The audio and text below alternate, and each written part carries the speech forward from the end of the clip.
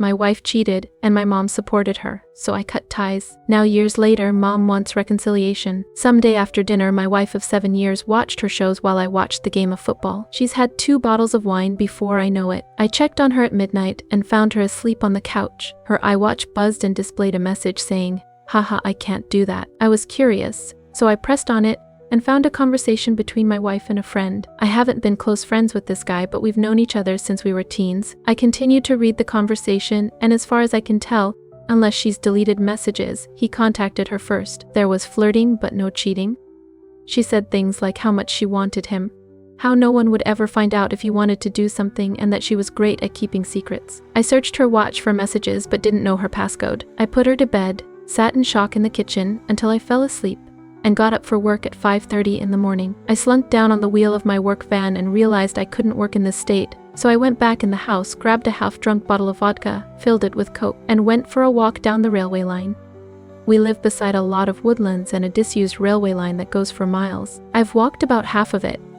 How do I proceed? After reading that, I feel like all my love for her has vanished. I would never speak to her again if I could. I've invested heavily in her as a partner and person. We moved into my parents' house 6 years ago after they moved to a retirement home. After they die, I'll inherit the house. They didn't want to deal with the upkeep and problems and wanted to die in peace, so my ex won't get it when we divorce. I'm considering ignoring her and throwing her out. I thought about getting my locksmith friend to quietly change the locks, and after he finishes, lock the front door and tell her to look out the back. Immediately return inside and lock the door when she leaves. That sounds childish, right? That jerk friend of mine was definitely up to something. I'll be paying him a visit soon. After throwing out the vodka, I called a friend and asked if I could come over to calm down. Despite working, he agreed.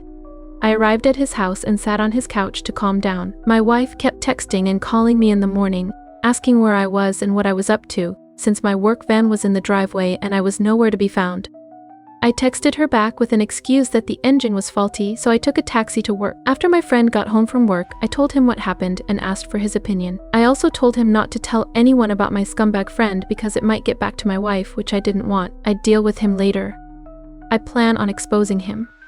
He flirted with my wife first, contrary to those who said he did nothing wrong. What the hell was he messaging my wife for? They hardly knew each other and it was flirty from the start. My friend advised me to talk to a lawyer and start exploring my options, which I did today. I was exhausted by the time he took me home in the evening, maybe from the adrenaline throughout the day, so I was exhausted when I got home. My wife immediately ran to me when I arrived home. She said I left my lunch bag in the front passenger side seat of my van this morning, and she could feel something was wrong. I wanted to lie, but I was too exhausted from everything, so I just told the truth. I told her that when I put her to bed last night, messages showed up on her iWatch and I read a conversation between her and my friend flirting with each other, that she was asking him to meet up, and that she said she was great at keeping secrets. Within seconds, she went from a powerful, arms-crossed woman to a scared little girl. I just left and went upstairs to shower. She was crying on the top step when I got out. She came up with excuses that she was drunk and vulnerable, and that she had never cheated on me before, that he had messaged her first, and it didn't mean anything. I demanded a divorce, and for her to move out within a month.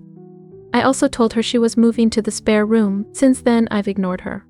When I told my mother everything, she insisted I don't throw her out onto the streets. We had been dating for 11 years, so she and my mother had always been close. My mother said she made a mistake and we should resolve it like adults because we've been through so much together. She didn't physically cheat, and it shouldn't result in divorce. She shocked me by choosing her side over mine. I did nothing wrong.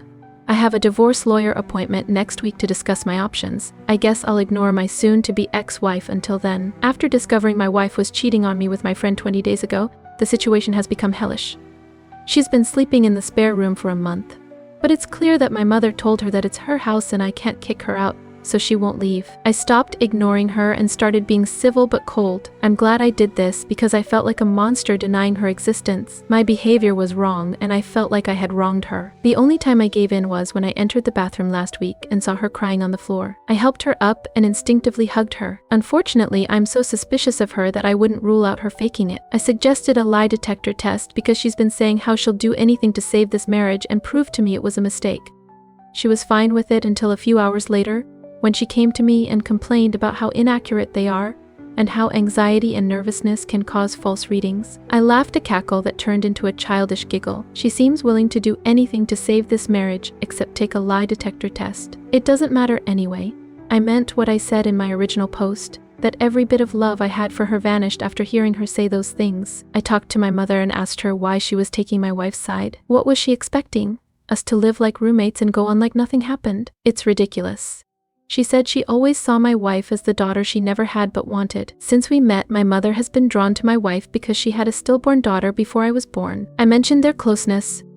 If I threw my wife out, she would be alone, which my mom thinks is unacceptable. She has no family and only a few friends with busy lives and families. She tried to get me to compromise by suggesting we try couples counseling before giving up. I'm not doing that. My dad, God bless him, is always there but rarely talks. Our family has always trusted my mother's word and he's quiet and timid. People on here say I'm selfish and spoiled because it's not my house and I can't make demands, but it's now my wife or me for my parents. If necessary, I'll leave and never return. If I leave, my friend will let me stay with him for a few weeks to sort myself out. If I leave that door, I'll never speak to my parents again. They'll probably see it as me giving up and leaving without trying to fix things. I see them picking someone who broke my heart over me. I'm ready to slingshot my parents out of my life, but I'm torn. I've tried to be good and believed you make your own luck and that good people get lucky. Maybe I'm not as good as I think I am and deserve everything I get. Since this morning, I no longer live there. I noticed on the calendar that my wife had an appointment for a few hours, so I took the opportunity to pack up and leave. After organizing my things, I put the house keys and the divorce papers I received from the lawyer last week on the kitchen table. My lawyer will handle future communications with my wife since I've blocked her and my parents' numbers. For the next week or two, I'm staying with a friend, but I hope to rent my own place before Christmas. I haven't spoken to my parents in weeks, but the last time we spoke was via text, and I tried to explain to my mother why my wife hurt me so much, why I didn't think it was her first time doing it, and why I could never trust her again. Mom texts back that she couldn't talk to me when I was like this and would let me cool off. After she called me a few days ago, I dodged her call and blocked her number. I feel betrayed by my parents, almost more than by my wife. With how I feel, I doubt I'll ever talk to them again. I only asked them to remove my cheating wife from the house, and they couldn't even do that. For once, my father could have stood up for me, but he didn't. I've seen comments on my previous post saying I didn't love my wife because I didn't try hard enough to save things, but that's not true. I loved my wife more than anything else and was broken when I found out what she was doing. I believe we all have boundaries that, once crossed, changes trust forever. The texts made me fall out of love with her, like being snapped out of a spell in a movie. My friend called me this morning at work to say my dad was trying to reach me because my mother is sick in the hospital. I called my father and I was shocked because at this point I hadn't heard my dad's voice in years. I've never heard him so emotional. He said my mother wants to see me, so I should meet him at the hospital tonight and visit her. I agreed and met him outside the hospital. I'm still mad at them for favoring my cheating wife. I've debated not going, but I will. I was about to cancel at the last minute, but I needed closure and knew I wouldn't forgive myself if something happened. I felt strangely paranoid driving into the hospital car park, expecting my wife to jump out from behind a bush. It was awkward when my dad tried to hug me at the entrance and I declined. I said I'm leaving if my wife is here. He assured me she wasn't and we went to Mom's ward. I was terrified when I saw my mother, who looked like she had been in a war. Never have I seen her so weak. She has an extreme black eye, bruising and purple-yellow streaks down one side of her face. Falling hard, she broke 2 ribs, broke her elbow, and hit her face on the ground. She looked zombie-like but perked right up when she saw me. She told me she missed me and wasn't sure she'd ever see me again. She said she wanted to get back to normal and repair our relationship. I asked if my wife was still in the house. Mom said yes and Dad looked uncomfortable. I looked away in disapproval. Mom said my wife is lost without me and not in a good way. She said the house is my home forever, but I don't want it. It holds only bad memories. I left saying I'll call if I want to, but don't wait for me to call because I might take a while. I was sad and angry when I got home, but I'm glad I went. In the meantime, I found out that my wife had cheated on me multiple times, which made me even more bitter. My friend advised me to see a therapist to release everything or it will change who I am and how I build relationships. Since I feel broken, I'll do that. The divorce is nearing completion. The formalities are all that's left after she signed and sent the divorce papers to my lawyer. She wrote to me through my dad that she's sorry for not letting me move on, that she thought she could save things but now knows she can't and must move on for her own well-being. I'm fine with her not wanting anything in the divorce and moving out when she's ready. I haven't spoken to my mother, but my dad said she's doing better. My divorce is now official. This feels like a weight lifted. I saw my ex-wife for the first time since December as I entered a town center shop a month ago after visiting a friend. I entered as she opened the door to leave. We were both wearing masks, but I recognized her and we made eye contact. We stared at each other for a moment after she mumbled something I couldn't understand. Then I entered. I felt completely sad while walking around the shop and had to stop to collect myself. Do I miss her? I miss the person I thought she was, but that person is gone. I won't move forward with hatred.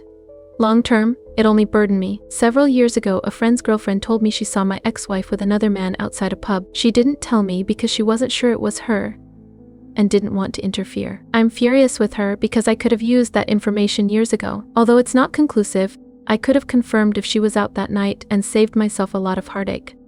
Right now I'm struggling with my parents and feel apathetic toward them. Despite my efforts, I can't feel anything. My dad has tried to repair the relationship, but I don't care. Although harsh, that's the truth.